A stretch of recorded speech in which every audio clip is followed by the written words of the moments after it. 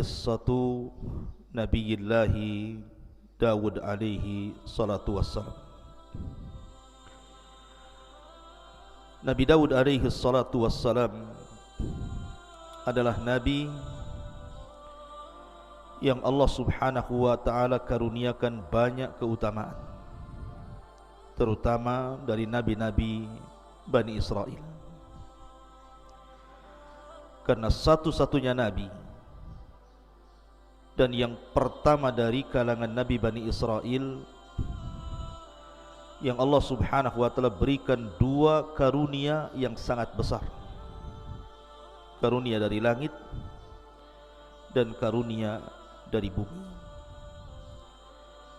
Adapun karunia dari langit, Allah subhanahu wa ta'ala wahyukan kepada Nabi Allah Daud untuk menjadi seorang nabi. Dan ini keutamaan yang luar biasa, diangkatnya beliau menjadi seorang nabi. Adapun dari bumi, maka Allah subhanahu wa ta'ala angkat beliau menjadi raja. Padahal ma'ruf tradisi Bani Israel bahwa kalau dia seorang raja maka mesti keturunan Yahuda, dan kalau dia seorang nabi maka dia mesti keturunan Lawa. Akan tapi Nabi Daud alaihi salatu wassalam menggabungkan dua keistimewaan ini, nabi plus raja. Dan sudah ma'ruf kisahnya ketika Nabi Allah Daud alaihi salatu wassalam terpilih menjadi pasukan khusus Raja Talut, dan dia orang yang paling muda kala itu, usianya masih 17 tahun. Tetapi Allah subhanahu wa ta'ala memberikan karunia kepada siapa yang dikehendaki. Dari seluruh tentara Talut, yang mampu atau berhasil membunuh Raja Zalim, Raja Jalut, adalah Nabi Allah Daud. Dan ketika itu belum diangkat menjadi nabi. Baru setelah kemudian dia membunuh Jalut, kemudian Talut menjanjikan bahwa siapapun yang membunuh Jalut maka dia berhak menikahi salah satu putrinya dan berhak mendapatkan kekuasaan setelahnya. Karena Jalut sendiri ketika menganggap remeh kepada Nabi Allah Daud alaihi salatu wassalam saat mubarazah, perang tanding, Jalut mengatakan, kalau engkau bisa membunuhku maka kuserahkan kerajaanku kepadamu, tapi jika aku membunuhmu maka serahkan kerajaan kalian kepadaku. Dan Daud berhasil membunuh Jalut sehingga sudah pantas dia mendapatkan kerajaan Jalut. Ma'asyiral muslimin yang dimuliakan Allah subhanahu wa ta'ala, terlebih setelah kemudian Nabi Allah Daud alaihi salatu wassalam menikah dengan salah satu putri daripada Talut.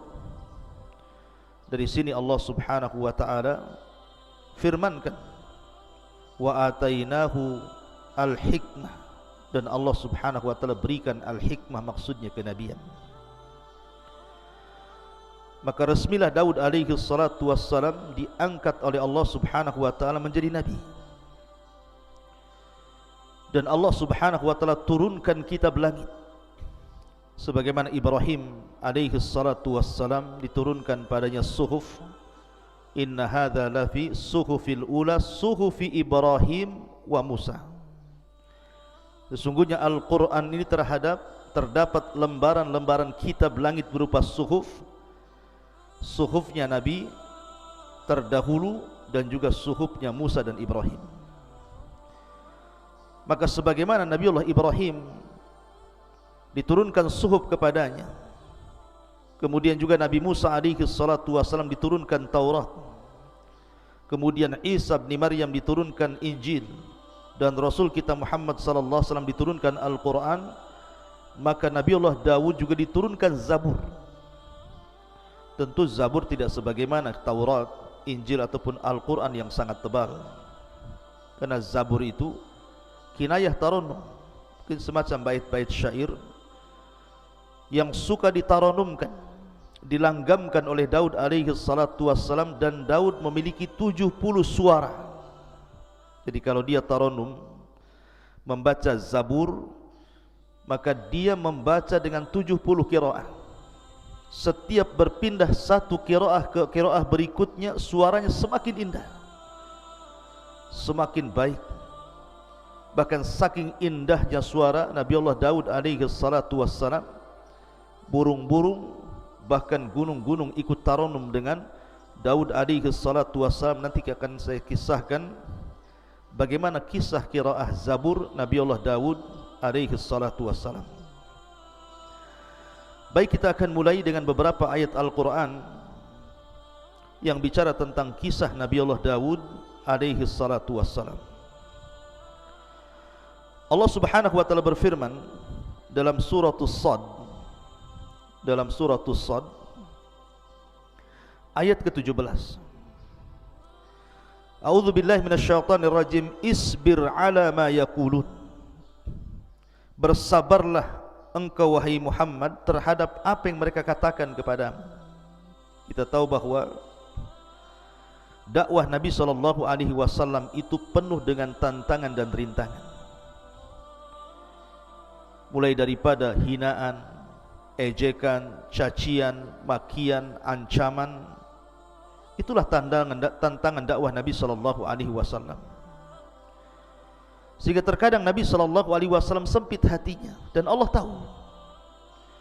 Makanya kemudian di antara faedah Al-Quran ini sepertiganya bicara tentang qasas, kisah-kisah para nabi, kisah-kisah para rasul, adalah untuk menguatkan hati Rasul, linusabbitu bihi fuadak, agar hati Nabi SAW tenang. Apabila Nabi SAW diancam untuk dibunuh, maka sebelumnya para nabi juga diancam bahkan dibunuh. Seperti Nabi Allah Yahya ibn Zakaria dibunuh, dipenggal kepalanya. Kemudian juga ayahnya Zakaria digergaji dalam pohon. Kemudian Isa juga diancam oleh kaumnya, kemudian diangkat ke langit karena akan mengalami pembunuhan. Maka di sini Allah Subhanahu wa taala ingin menghibur Nabi SAW dengan mengkisahkan Nabi Allah Daud kepada beliau. Allah Subhanahu wa taala mengatakan, isbir ala ma yaqulun. Bersabarlah atas apa yang mereka katakan. Wadhkur abdana Daud dzal aidi innahu awwab.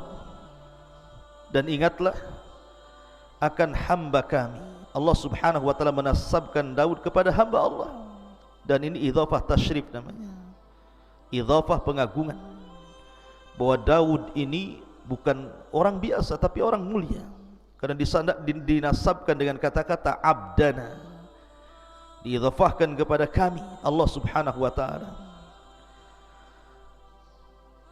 Allah mengatakan, dan ingatlah akan hamba kami Nabi Allah Daud alaihi salatu wassalam yang mempunyai kekuatan. Sungguh dia hamba yang sangat taat kepada Allah Azza wa Jalla. Seolah-olah Allah ingin katakan, bersabarlah wahai Muhammad sebagaimana sabarnya Nabi Allah Daud alaihi salatu wassalam. Ma'asyiral muslimin yang dimuliakan Allah Subhanahu wa taala, ketika Allah Subhanahu wa taala mengatakan wadhkur abdana Daud dzal aidi, dan ingatlah akan hamba kami Daud yang mempunyai kekuatan. Ingat, Allah Subhanahu wa taala memberikan karunia yang sangat besar kepada Nabi Allah Daud alaihi salatu wassalam berupa kekuatan. Makanya Allah Subhanahu wa taala menyebutkan dalam surah Sad ayat 20-nya, wasaddadna mulkahu, dan kami kuatkan kerajaannya. Para ulama tafsir mengatakan dal aidi innahu awwab, bahwa dia memiliki kekuatan bukan hanya kekuatan kerajaannya, karena semenjak Nabi Allah Daud diangkat oleh Allah menjadi nabi, kemudian menjadi raja sepeninggal Talut, maka seluruh Bani Israel sangat mencintai Daud, berbeda dengan raja-raja sebelumnya. Terkadang Bani Israel mereka melakukan pemberontakan, atau kepada para nabi sebelumnya, terkadang mereka membunuh para nabi, mendustakan para nabi. Tapi tidak bagi Daud alaihi salatu wassalam. Seluruh Bani Israel suka dengan Daud, karena dia memiliki kekuatan yang Allah anugerahkan. Bukan hanya kekuatan kerajaannya, kekuatan tentara-tentaranya dan banyaknya pasukannya, tapi dia juga memiliki kekuatan ibadah. Bahkan Nabi SAW menggambarkan dalam sebuah hadis, ahabbus siyami ilallah siyami Daud, kana yasumu yawman wa yuftiru yawman, wa ahabbus salati ilallah salati Daud, salatu Daud kana yanamu nisfal laili wa yakumu thuluthahu wa yanamu sudusahu. Muttafaqun alaih. Kata Nabi SAW,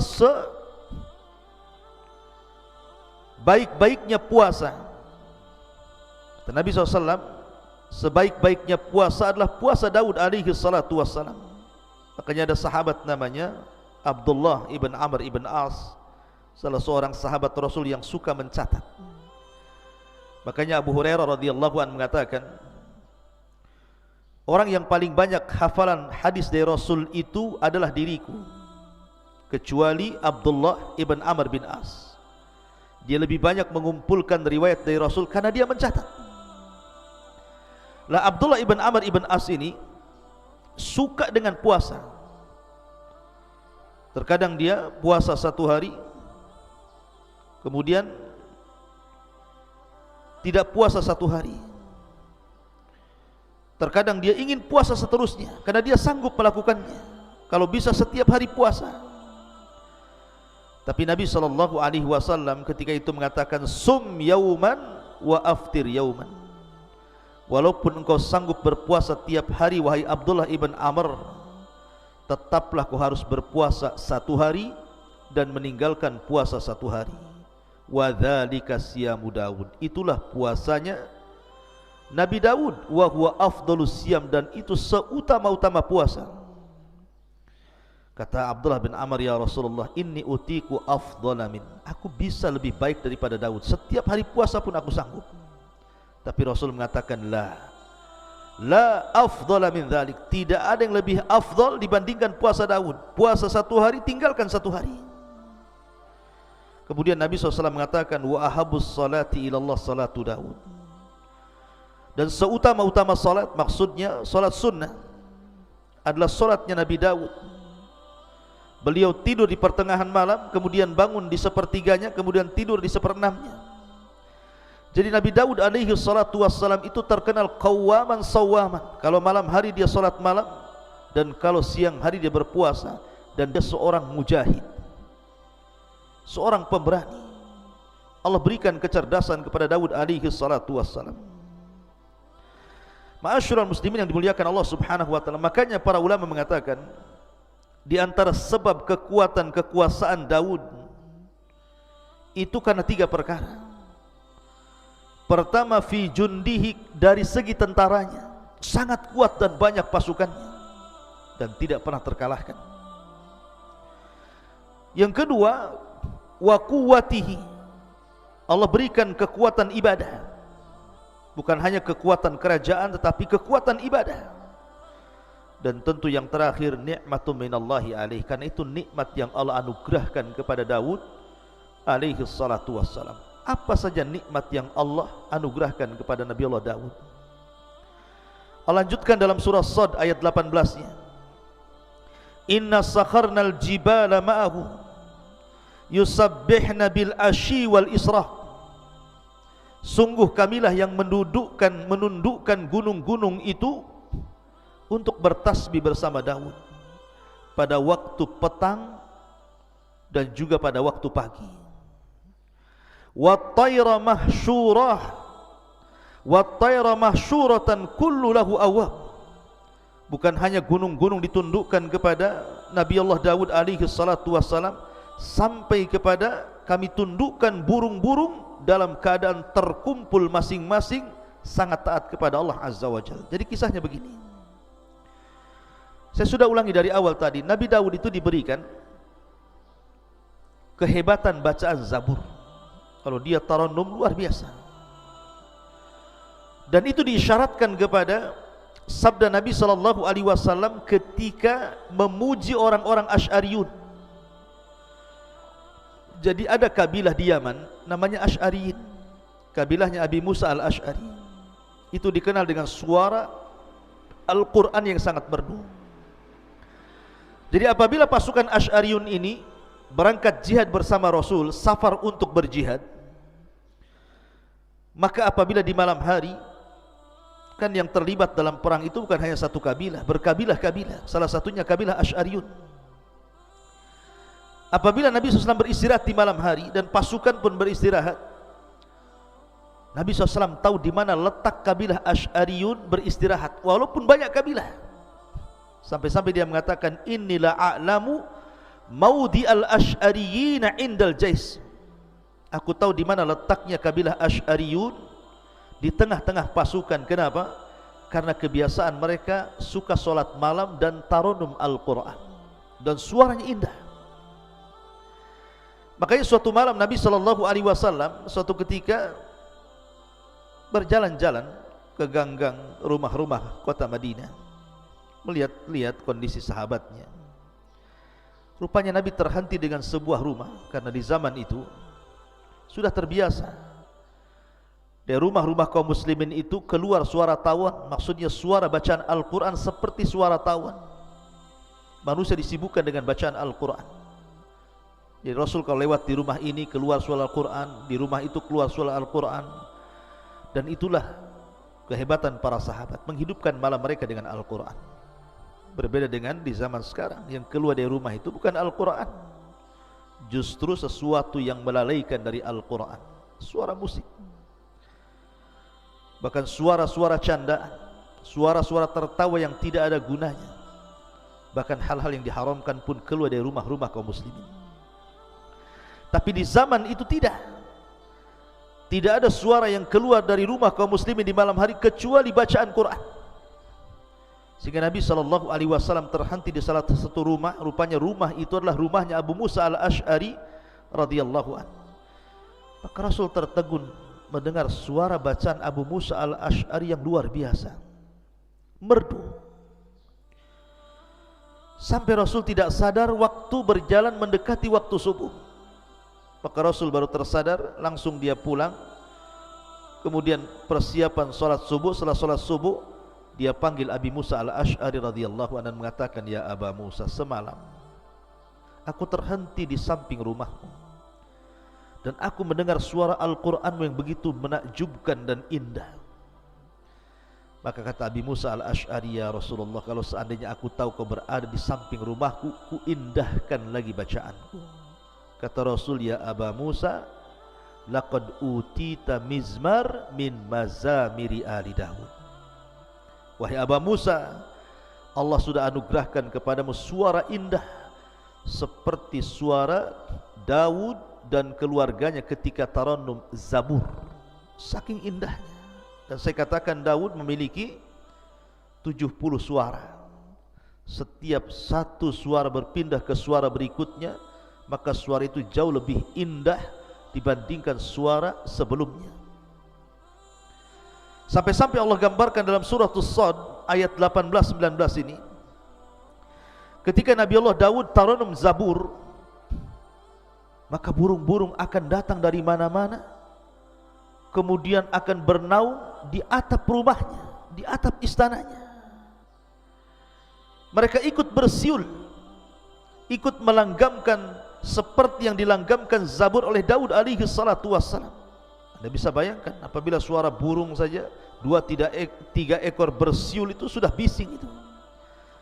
Tapi ini burung-burung dari mana-mana bersiul mengikuti tarannumnya Zabur yang dibacakan Daud alaihi salatu wassalam, sehingga membuat cemburu gunung-gunung. Seolah-olah gunung mengatakan, Engkau izinkan burung-burung ikut tarannum bersama Daud, izinkan aku juga ya Rabb tarannum dengan Zabur yang dibacakan Daud alaihi salatu wassalam. Akhirnya Allah subhanahu wa ta'ala izinkan, akhirnya gunung pun bersuara.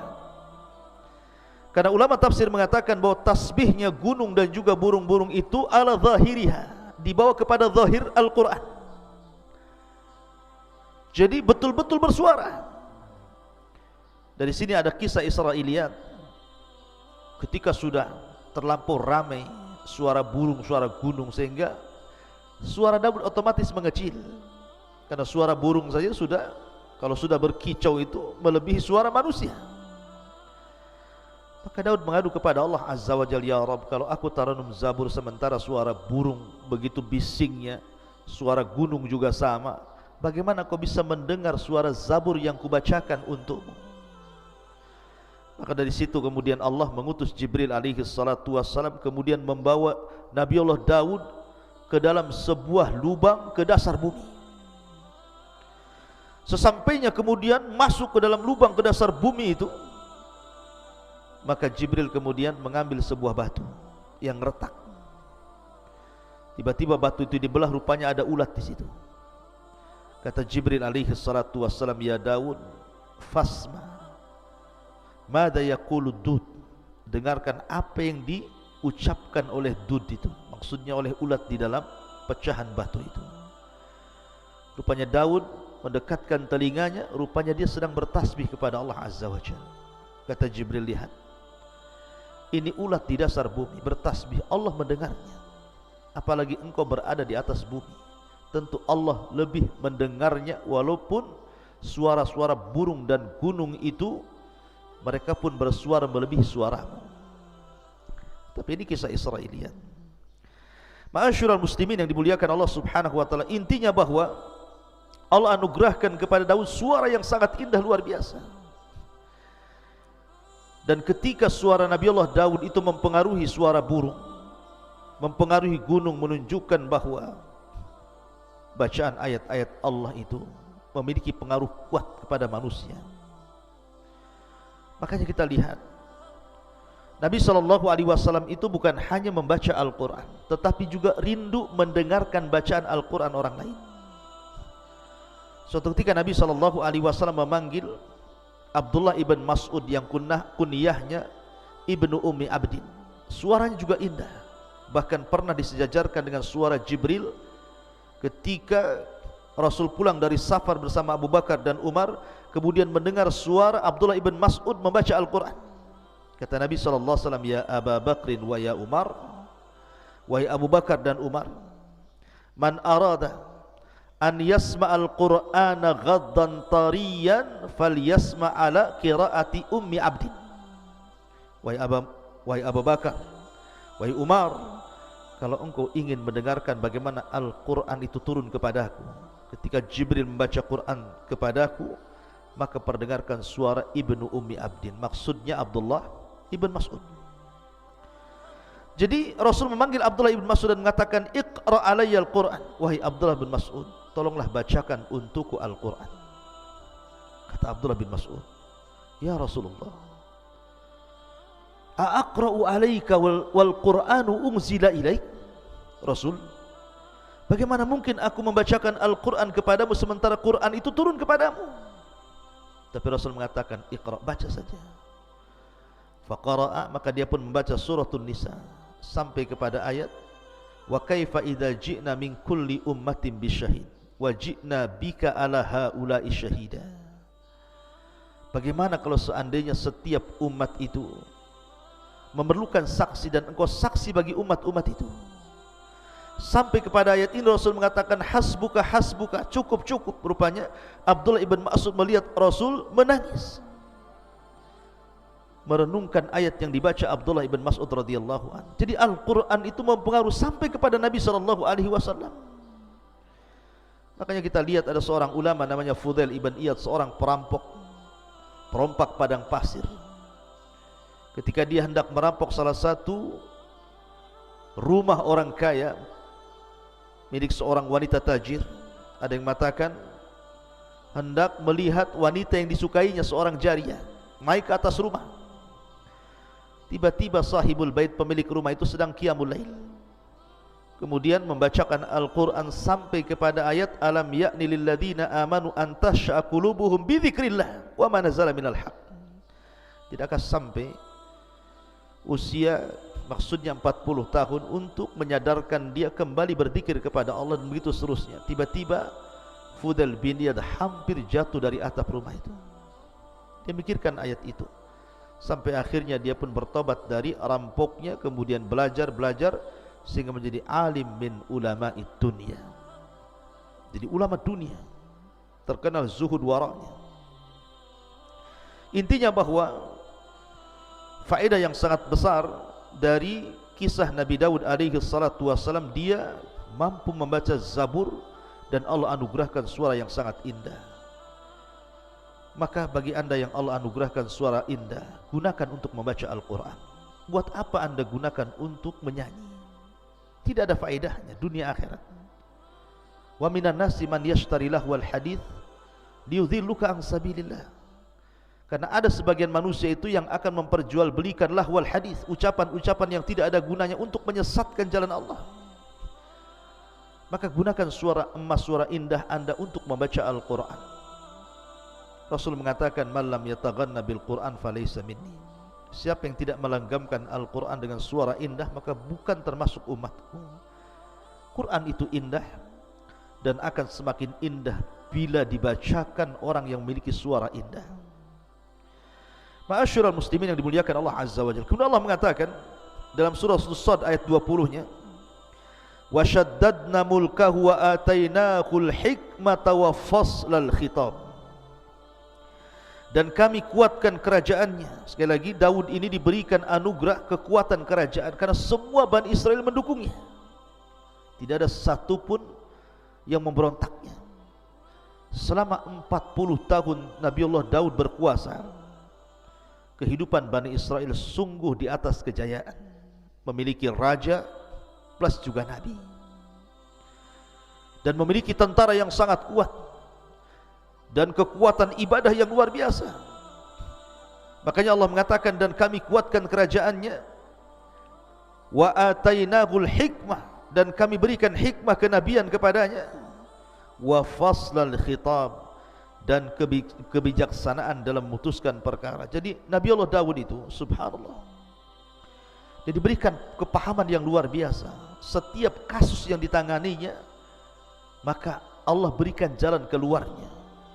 Jadi kalau ada orang bertengkar, berselisih, meminta didamaikan, meminta fatwa, maka Nabi Allah Daud alaihi salatu wassalam pakarnya menyelesaikan seluruh problematika umatnya, tentu atas karunia dan izin dari Allah yang Allah berikan kecerdasan, kepahaman kepada Daud sehingga mampu menyelesaikan setiap kasus per kasus yang terjadi kepada umatnya. Nanti kita akan jelaskan, karena Nabi Allah Daud itu membagi hari menjadi 3. Satu hari dia gunakan untuk memutuskan perkara. Setiap umatnya yang datang berkasus, maka dia harus memutuskan perkara itu, dan selalu ada jalan keluarnya. Yang kedua, satu hari dia mengunjungi rakyatnya, bertanya soal kebutuhan mereka, apa yang kurang, apa yang dikehendaki umatnya, sehingga Daud tahu kebutuhannya. Kemudian yang ketiga, satu hari beliau gunakan untuk ibadah. Tidak boleh ada siapapun yang mengganggunya sampai kepada keluarganya. Dia punya ruangan khusus, beribadah saja satu hari itu. Dan itulah Daud alaihi salatu wassalam membagi hari-harinya.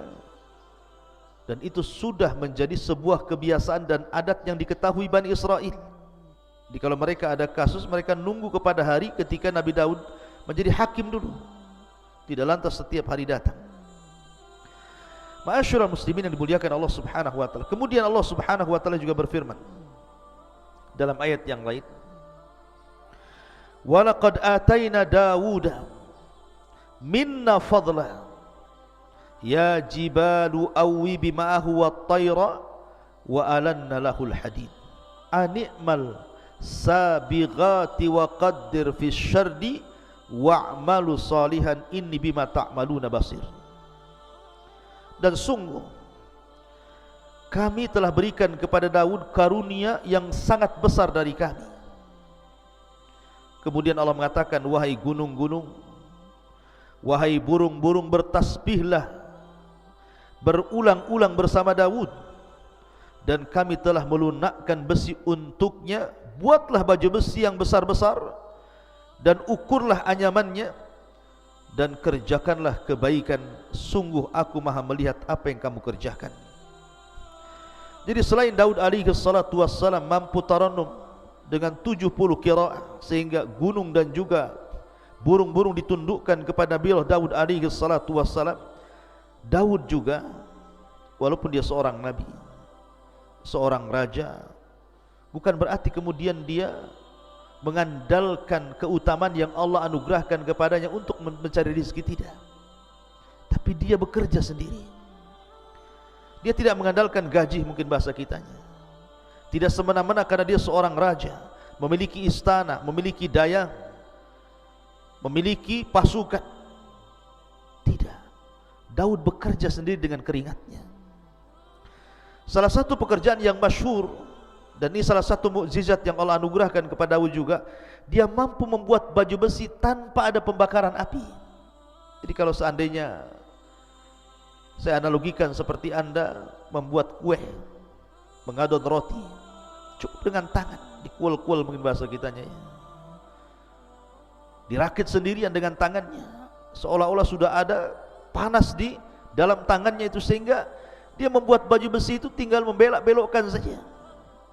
Dan dia adalah orang yang pertama kali membuat baju besi perang. Makanya wajar kalau tentaranya kuat, karena di zaman itu tidak dikenal tentang baju besi. Dialah yang mencetus pertama pembuatan baju besi dengan mukjizat dari Allah Subhanahu wa taala, mampu merangkai baju besi tanpa harus dibakar. Cukup kemudian dirakit dengan tangannya, dan baju besinya sangat indah, sangat kokoh. Dia walaupun besi tetapi ringan dipakai. Dan itu keutamaan Nabi Allah Daud, dan itu bagian daripada mukjizat yang Allah anugerahkan selain daripada faslul khitab tadi. Dan ini juga pelajaran bagi anak-anak muda. Terkadang banyak orang-orang yang kemudian kuliah tinggi-tinggi dengan harapan setelah selesai kuliah langsung menjadi direktur perusahaan, owner perusahaan. Ya, terkadang ada orang yang seperti itu. Tapi terkadang Allah uji setelah dia kuliah tinggi-tinggi, rupanya pengangguran, malas. Dia malu untuk bekerja, umpamanya ngojek kah, driver apa gitu kan, atau bangunan, atau mungkin jualan kecil-kecilan. Alasannya, saya sudah sarjana, sudah S3 pun, tak mungkinlah saya bekerja seperti kalian yang tidak sekolah. Subhanallah. Daud alaihi salatu wassalam ini jauh lebih mulia dibandingkan Anda. Dia seorang raja, memiliki istana, dayang-dayang, kekuatan, kekayaan.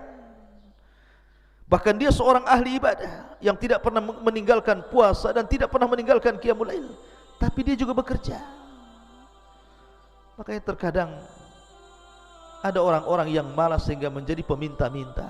Kita lihat di lampu merah itu, terkadang kita melihat orangnya kuat, kekar, masih muda, kerjanya minta-minta. Lihatlah bagaimana Nabi Allah Daud mengajarkan kepada kita, walaupun dia seorang nabi, seorang raja, dilimpahkan karunia yang banyak, tetap saja dia bekerja dengan amalan tangannya. Makanya Nabi SAW bersabda, ma akala ahadun ta'aman qad khairan min an ya'kula min amali yadihi, wa anna Nabi Allah Daud kana ya'kulu min amali yadihi.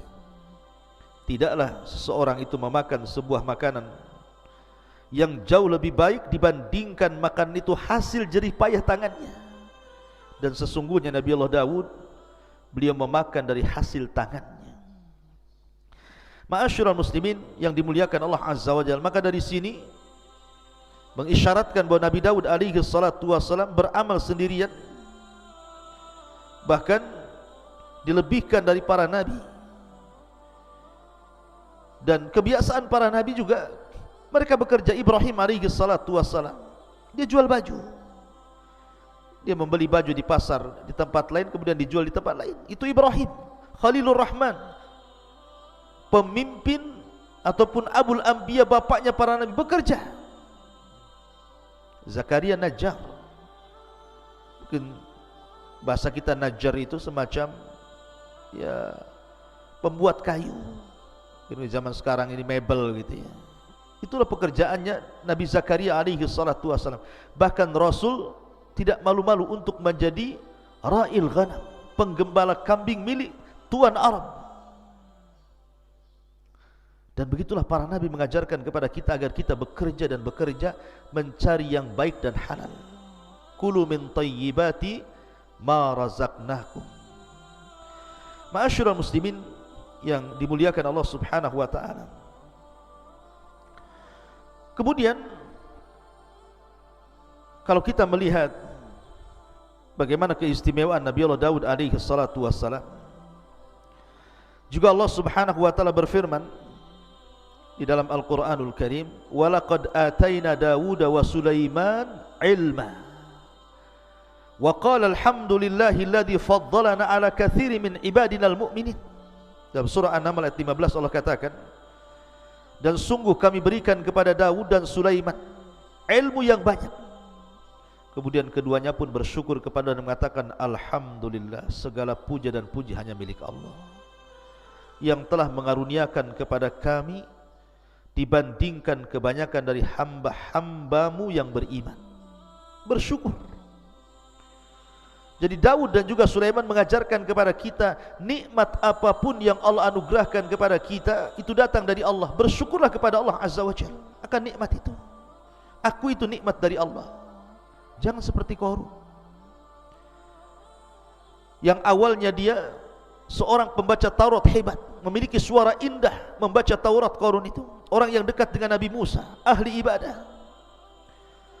Awalnya dia baik. Ketika dia baru dianugerahkan rizki oleh Allah Azza wa Jalla, dia masih mau sedekah, bayar zakat. Tapi setelah Allah anugerahkan kekayaan yang begitu besar kepada Qarun, dia pun sombong dan mengatakan, innama utitu min ilmin indi. Kekayaan ini datang dariku, bukan dari Allah, karena kecerdasanku. Mungkin bahasa kitanya, karena saya sudah kuliah tinggi-tinggi, kalau saya sekarang kaya, jadi manajer, jadi owner perusahaan, wajar itu karena kecerdasanku. Dia lupa bahwa yang berikan rizki itu Allah Subhanahu wa ta'ala. Akui itu nikmat dari Allah. Bersyukur dengan cara mengeluarkan rizki Allah itu kepada sesuatu di jalan Allah. Karena banyak orang-orang itu yang mencari rizki dengan cara halal, tetapi kemudian diinfakkan dengan cara yang haram. Harta anda akan ditanya di hadapan Allah, min aina iktasabahu wa fima anfaqahu. Kemana? Dari mana kau hasilkan harta itu, kemana kau belanjakan? Semua akan ditanya. Maka di sini pelajaran yang sangat berharga dari Nabi Allah Daud dan juga Sulaiman putranya. Beliau memuji Allah Subhanahu wa ta'ala, alhamdulillah. Makanya Nabi Allah Sulaiman alaihi salatu wassalam diberikan anugerah kekayaan yang mungkin jauh lebih hebat dibandingkan ayahnya. Tapi dia mengatakan, hadza min fadli rabbi. Ini semua karunia Allah. Liyabluwani aashkuru an akfur. Sengaja Allah menguji diriku, kata Sulaiman, apakah aku akan menjadi hamba Allah yang bersyukur ataukah menjadi hamba Allah yang kufur. Karena bagaimanapun kekayaan itu difirmankan Allah Azza wa Jalla, kalla innal insana la yatgha an ra'ahu stagna. Betapa banyak orang-orang yang kemudian melampaui batas dalam hidupnya ketika Allah berikan kecukupan kepadanya. Na'udzubillah. Ma'asyiral muslimin yang dimuliakan Allah Subhanahu wa ta'ala,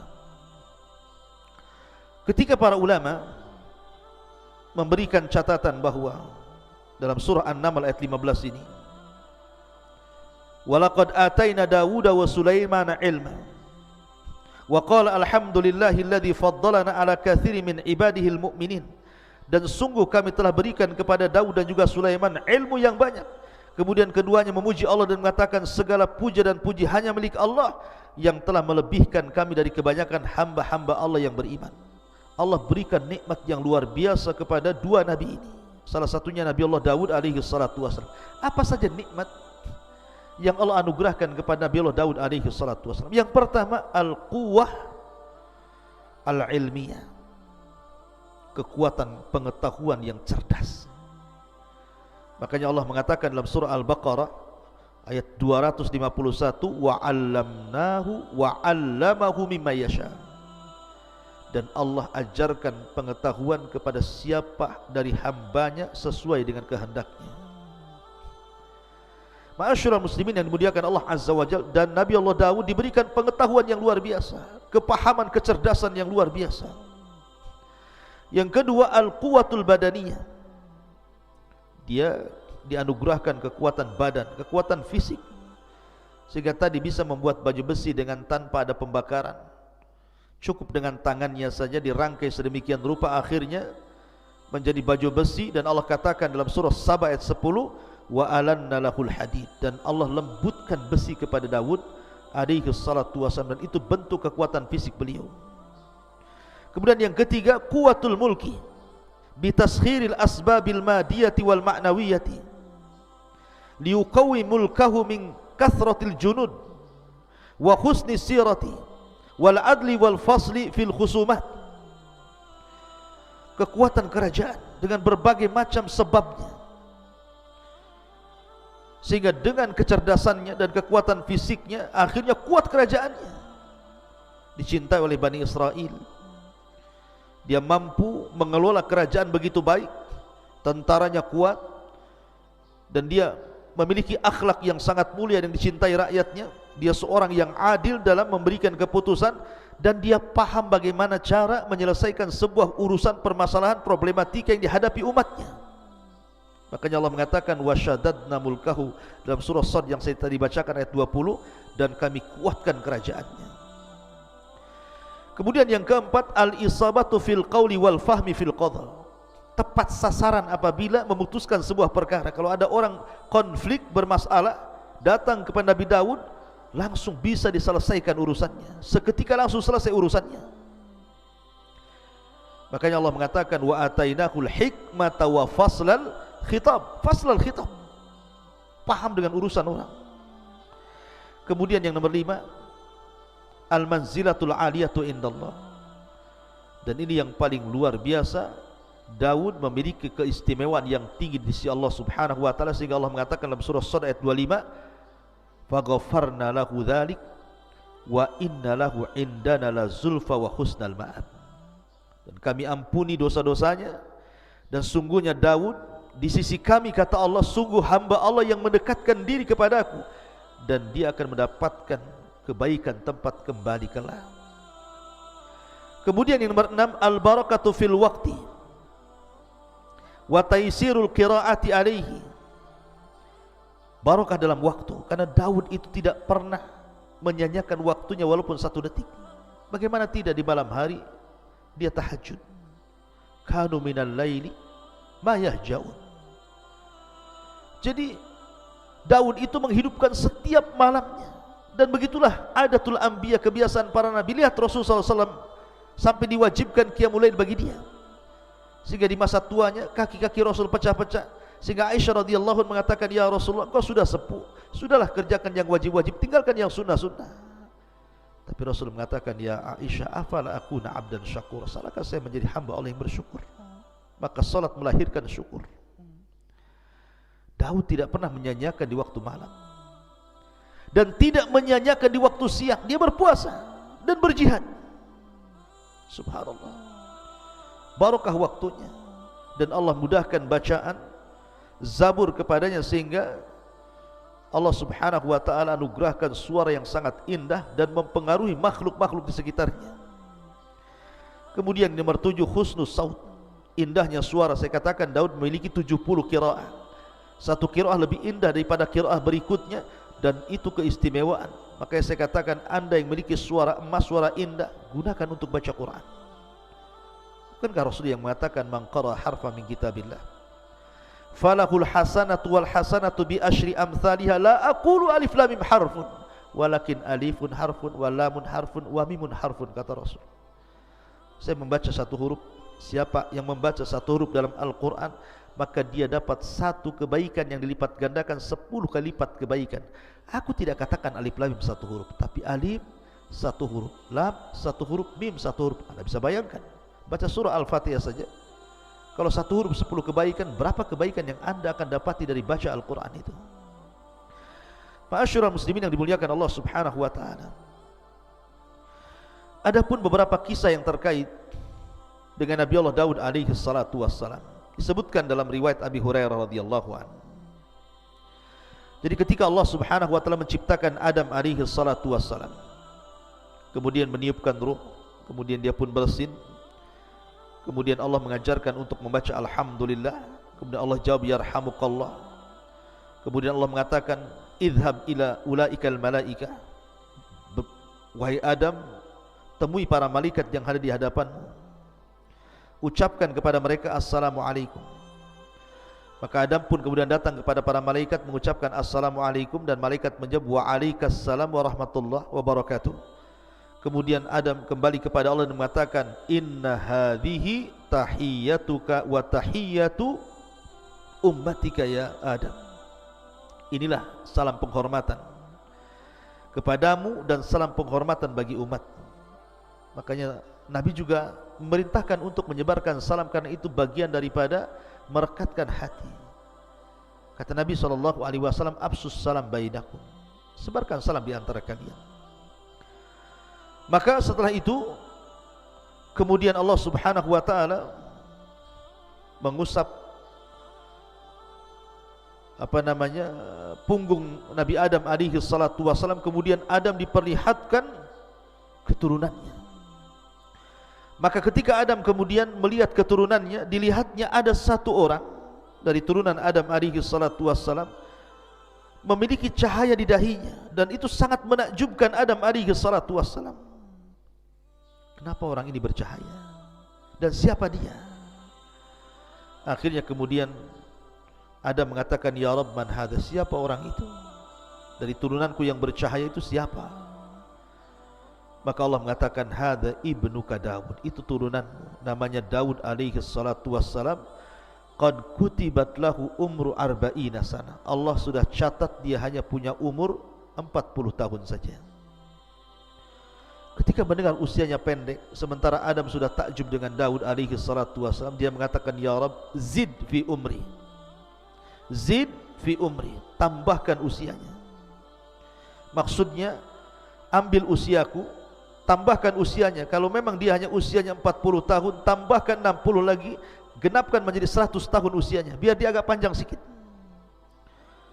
Akhirnya kemudian ditakdirkan Daud pun diberikan usia Adam 60 tahun sehingga genap menjadi 100 tahun. Di saat Adam sudah berusia 940 tahun, artinya sudah waktunya dia wafat, datang malakul maut, dan Adam sudah sepuh. Ketika malakul maut hendak mencabut ruhnya Adam, Adam lupa bahwa usia dia sudah diberikan 60 tahun kepada Daud, sehingga dia tidak mau dicabut nyawanya, dan tetap mengatakan, bukankah usiaku 1000 tahun? Tunggulah 60 tahun lagi, katanya. Malaikat maut mengingatkan, bukankah usiamu sudah diberikan kepada anak cucumu Daud alaihi salatu wassalam? Adam lupa. Makanya dari situlah manusia disebut al-insan, diambil dari kata nisyan, lupa. Karena Adam lupa, maka lupa ini pun berlaku kepada setiap turunan Adam. Maka kita disebut insan. Tapi lihat di sini ada hubung kait antara Nabi Allah Adam alaihi salatu wassalam dengan Nabi Allah Daud, karena keistimewaan Daud sampai Adam menyisihkan usianya 60 tahun untuk Nabi Allah Daud alaihi salatu wassalam. Ma'asyiral muslimin yang dimuliakan Allah Subhanahu wa taala. Kemudian kisah yang kedua, ketika Nabi Daud alaihi salatu wassalam, kita tahu bahwa Nabi SAW bersabda dalam hadis, masih dari hadis Abu Hurairah radhiyallahu anhu yang terdapat dalam Musnad Imam Ahmad. Jadi Daud itu memiliki kecemburuan yang luar biasa dalam ibadah. Jadi kalau seandainya dia keluar, idza kharaja, kalau dia keluar, ughliqat al-abwab falam yadkhul ala ahlihi ahad. Kalau dia keluar, dia tutup ruangan khusus, sampai keluarganya pun tidak boleh masuk ke ruangan itu sampai dia kembali. Jadi suatu ketika dia keluar, zata yaumin wa ghallaqatid dar, dan dia pun menutup ruangannya khusus itu, tidak boleh ada yang masuk sampai keluarganya. Kemudian fa aqbalat imra'atuhu, tiba-tiba kemudian salah satu istrinya melihat pintu rumah yang sudah ditutup oleh Nabi Daud alaihi salatu wasallam tiba-tiba terbuka. Rupanya kata Nabi, faida rajulun qa'imun wastaddar, tiba-tiba ada seorang laki-laki yang berdiri di tengah-tengah ruangan itu. Faqalat liman fil bait, siapa orang yang di rumah itu? Min aina dakhal, dari mana dia masuk? Padahal pintunya tertutup rapat. Akhirnya kemudian Nabi Daud alaihi salatu wassalam pun datang. Dia melihat ada seorang laki-laki. Kemudian Daud mengatakan, man antas, siapa kamu, berani sekali kau masuk ke ruanganku ini? Maka orang ini mengatakan, ana alladhi ahabul muluk walayam tani'u minni syai'un, saya adalah malaikat yang paling ditakuti dan tidak ada yang mampu menghalangi aku sedikit pun. Faqala Daud, anta, maksudnya apakah kamu malakul maut? Maka dia mengatakan, ya, saya malakul maut. Fa marhaban bi amrillah, maka dia pun mengatakan, selamat datang, kalau ini memang perintah Allah subhanahu wa ta'ala, maka aku sudah siap. Akhirnya kemudian dia pun dicabut rohnya di tempat itu. Ma'asyiral muslimin yang dimuliakan Allah subhanahu wa ta'ala. Kemudian kisah yang lain, Nabi Allah Daud alaihi salatu wassalam dan seorang wanita atau dua orang wanita. Jadi ada kisah dua orang wanita, dua-duanya punya bayi, dan itu disebutkan dalam Sahih Bukhari dan Muslim dari Abu Hurairah radhiyallahu an, bainama imra'atani ma'ahuma ibnahuma ja'a dhi'bu fa dhahaba bibnin ihdahuma. Jadi dua orang wanita ini dua-duanya punya bayi, mandi di sebuah sungai. Bayinya diletakkan begitu saja. Datanglah serigala kemudian memakan salah satu dari bayi itu. Lah dua saudari ini akhirnya saling mengklaim bahwa bayi yang masih hidup adalah bayinya. Kata adiknya, ini bayi saya. Kata kakaknya, ini bayi saya. Akhirnya keduanya menghadap Nabi Allah Daud alaihi salatu wassalam. Lah kakak yang tertuanya mengatakan kepada Daud bahwa ini bayi saya, kemudian dia berhujjah. Sehingga Daud terpengaruh dengan ucapan wanita itu dan mengatakan, kalau begitu bayi ini milikmu. Yang adiknya menangis. Sampai datang anaknya Nabi Allah Sulaiman mengatakan, wahai ayahku, izinkan aku untuk memutuskan perkara ini. Kata ayah, silakan. Maka Nabi Allah Sulaiman mengatakan, kemarikan bayimu itu. Bagaimana kalau saya potong jadi dua bayimu, dari pusar ke bawah ambil, dari pusar ke atas kau ambil. Rupanya sang adik mengatakan, ya Nabi Allah Sulaiman, kalau engkau harus melakukan seperti itu, tidak usah, aku ikhlas. Aku berikan bayi ini kepada kakakku, katanya. Kata Nabi Allah Sulaiman, sungguh bayi itu milikmu. Kenapa? Nabi Allah Sulaiman melihat bahwa ada hubung kait antara wanita dengan bayi ini. Ada perasaan yang sangat lembut, insting yang sangat kuat, memang itu anaknya. Makanya dua nabi ini luar biasa, diberikan kecerdasan luar biasa. Kemudian juga kisah yang berikutnya juga disebutkan dalam surah Sad. Saya ulangi dari awal. Ya, Nabi Daud alaihi salatu wassalam ini diberikan oleh Allah subhanahu wa ta'ala kecerdasan yang luar biasa, dan dia membagi waktunya menjadi tiga waktu. Jadi satu hari untuk memutuskan perkara, satu hari untuk melihat-lihat rakyatnya, dan satu hari untuk beribadah. Dihabiskan satu hari itu untuk beribadah kepada Allah azza wa jalla. Jadi suatu hari disebutkan di dalam Al-Quran surah Sad ini, wa hal ataka naba'ul khasmi id tasawwarul mihrab, dan apakah telah sampai kepadamu berita orang-orang yang berselisih ketika mereka memanjat dindingnya mihrab. Jadi Daud itu punya ruangan khusus, dindingnya tinggi, nggak ada orang yang bisa memanjat di situ. Tapi suatu malam yang harusnya Nabi Daud itu hari itu dia gunakan untuk ibadah, kan ada hari lain untuk memutuskan perkara, tiba-tiba ada dua orang yang memanjat ke dalam pagarnya. Manusiawi, Daud takut, ini siapa kok bisa manjat pagar? Ya. Kemudian Allah mengatakan, iddakhalu ala Daud fafazi'a minhum. Ketika mereka masuk menemui Daud, Daud pun takut dan terkejut. karena kedatangan mereka. Qalu, maka dua orang yang berselisih ini mengatakan kepada Daud, la takhaf, jangan takut. Khasmani baga ba'duna ala ba'din fahkum bainana bil haqq wala tushtid wahdina ila sawa'is sirat. Jangan takut, kami dua orang yang sedang berselisih, sebagian kami menzalimi sebagian yang lainnya, maka berilah keputusan kepada kami secara adil, dan janganlah menyimpang dari kebenaran, serta tunjuki kami jalan yang lurus kepada Allah Subhanahu wa ta'ala. Daud terperanjat. Kata Daud, ya sudah, apa masalah? Kemudian yang salah satu ini dari dua orang yang berselisih, yang satu diam saja, tapi yang satu bicara terus. Inna hadza akhi, ini saudaraku. Lahu tis'un wa tis'una na'ja, dia mempunyai 99 ekor dari kambing betina. Waliya na'jatun wahid, dan aku hanya mempunyai seekor kambing betina saja. Faqala aqfilniha wa azzani fil khitab, lalu dia berkata, serahkanlah kambingmu itu kepadaku, dan dia mengalahkan aku dalam perdebatan.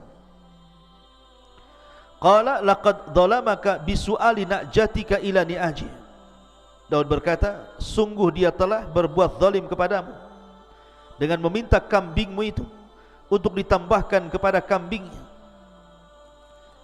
Jadi dua orang ini, yang satu punya kambing 99 ekor, yang satu memiliki satu kambing. Yang 99 ekor ini bersiasat supaya satu kambing ini diserahkan kepadanya sehingga genap menjadi 100. Jadi yang satu kambing, yang pemilik kambing ini meminta agar Nabi Daud menyelesaikan masalahnya.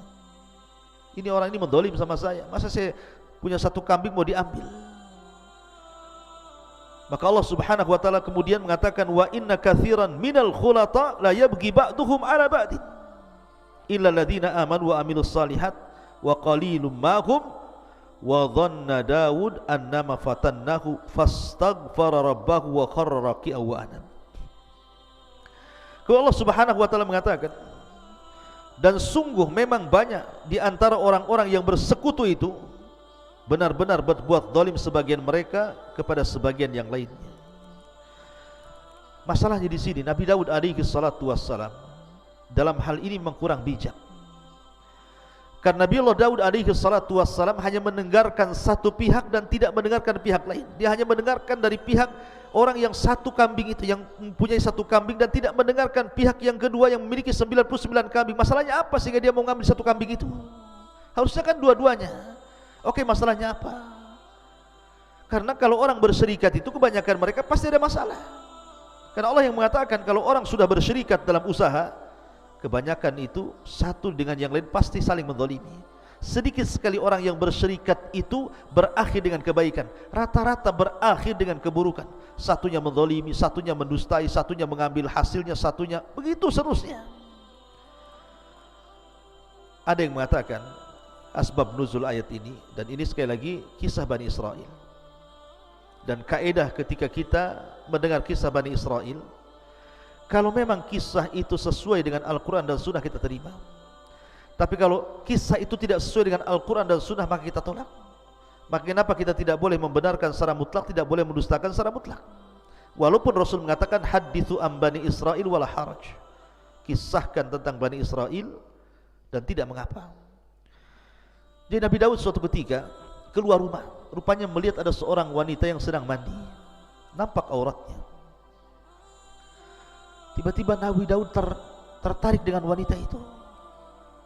Akhirnya dia bersiasat, karena setelah ditelisik rupanya wanita itu bukan seorang gadis, tapi seorang wanita yang sudah bersuami, dan nama suaminya Uria.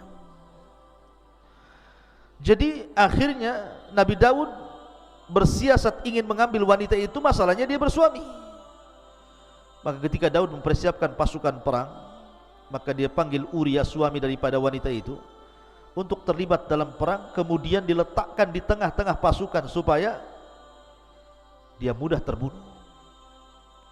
Akhirnya berangkatlah pasukan itu, dan suami daripada wanita ini Uria dilibatkan di tengah-tengah pasukan, bahkan paling depan.